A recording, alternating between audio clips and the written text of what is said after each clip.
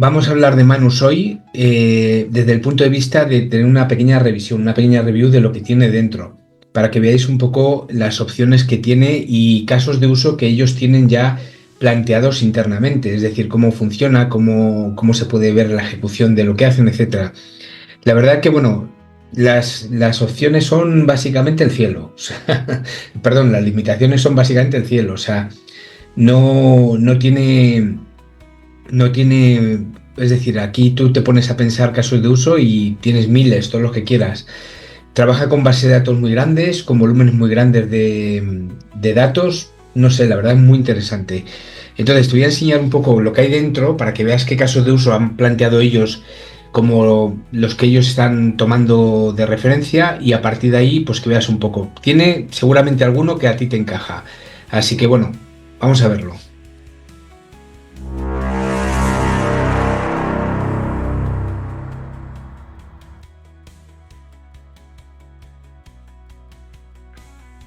La primera página de Manus, lo que vas a ver es esto. Yo lo tengo puesto en oscuro, pero lo que vas a ver es esto, ¿no? Y bueno, te permite, que te pone como destacado varios casos de uso, te permite ir diferenciando por diferentes aspectos, ¿no? Puede ser investigación, búsqueda de proveedores de B2B, vida, temas relativos a la vida, ¿no? En que lo puedes utilizar, comparativa de pólizas de seguros, análisis profundo de las acciones de Tesla, etcétera. Un viaje a Japón en abril, pues para que te diga itinerarios, precios más baratos que puedes conseguir en los sitios, incluso restaurantes a los que puedes ir con mejores precios. Aquí, por ejemplo, análisis de datos de operaciones en una tienda online, etcétera, ¿no? Tienes muchísimas opciones, ¿no? Muchísimas. Entonces, él te da aquí una serie de casos que tú puedes después también digamos, ver cómo lo ha hecho, cómo lo han funcionado, ¿no? Entonces, imagínate, por ejemplo, que vamos aquí a investigación y que le decimos, bueno, esto de recopilación de punto de vista de las personas puede ser también sobre lo que sería análisis de sentimiento, ¿no? Pero vamos a ver, por ejemplo, algo que sea análisis de datos, ¿no? Y vamos a crear, por ejemplo, análisis de datos de tráfico internet móvil, investigación en red pública de redes sociales. Vale, pues está, por ejemplo, a ver.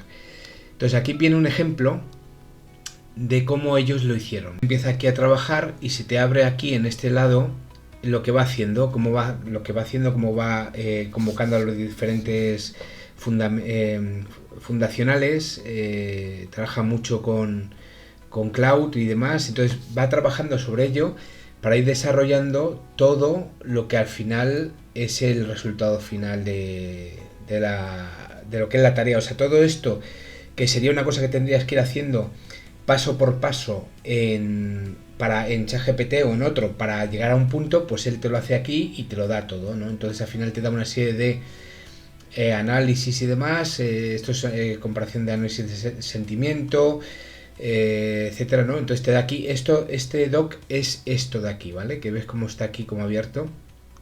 Entonces ves un poco lo que te está diciendo el resultado del análisis que ha hecho. Ten en cuenta que aquí trabaja con un volumen de datos determinado y te da un volumen de un análisis de datos determinado. Tienes que explorar casos de uso más amplios. Aquí en explorar casos de uso más amplios puedes ver pues muchos más casos de uso, como por ejemplo cómo encontrar potenciales clientes. Entonces le damos aquí y cómo haría en este caso, este sería el prompt inicial y cómo ejecutaría él este caso.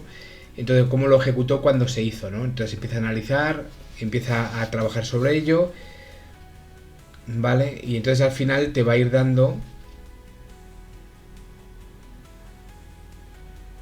va trabajando sobre todas las posibilidades que ofrece, incluso puede integrar incluso APIs sobre la marcha, es decir, que puede hacer conectarse a otro tipo de aplicaciones sobre la marcha, es decir, no hace falta que lo hagas tú ni que nada de esto.